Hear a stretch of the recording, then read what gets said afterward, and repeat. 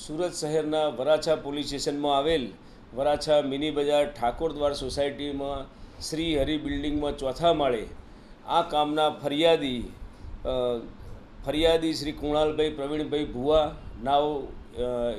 નાવોનું હીરાનું કારખાનું છે અને તેઓ CVD ડાયમંડ બનાવવાનું કામ કરે છે.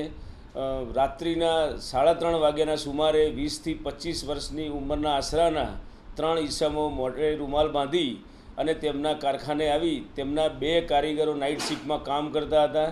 તે પૈકી એક કારીગરના છરી બતાવી અને 120 કેરેટ એટલે કે 80,000 રૂપિયાના હીરાની તેમજ 2 કારીગરોના બંને વિવો મોબાઈલની લૂંટ કરી અને ભાગી જવા અંગેની ફરિયાદ વરાછા પોલીસ સ્ટેશનમાં નોંધાયેલ હતી.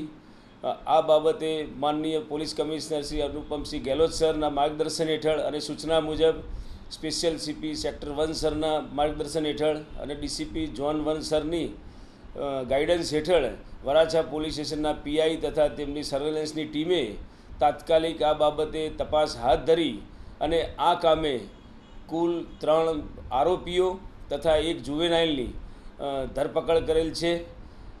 સમગ્ર ઘટનાની હકીકત જોતાં આ કામના આરોપીઓએ ભેગા મળી અને પોતે ક્રિમિનલ કોન્સ્પાયરસી કરી અને કારખાનામાં રાત્રિ દરમિયાન લૂંટ કરવાનું પ્લાન કરેલો અને એ મુજબ કારખાનામાં જ એક કામ કરતા ઈસમે ટિપ્સ આપેલી અને એના ભાઈ હિતેશ દિનેશભાઈ ભુવા તથા એના મિત્ર જયદીપ અલગોતર તથા સુરેશ ગોહિલ એમ 3 ઈસમોએ સાથે મળી અને આ ઘટનાને અંજામ આપ્યો છે. વરાછા પોલીસે તમામ આરોપીઓની ધરપકડ કરેલ છે. 80,000ના 120 કેરેટ વજનના હીરા તેમજ બંને મોબાઈલ મળી કુલ 90,000ની મત્તાનો મુદ્દામાલ હસ્તગત કરેલ છે. ત્રણેય આરોપીઓની ઊંડાણપૂર્વક તપાસ ચાલુ છે.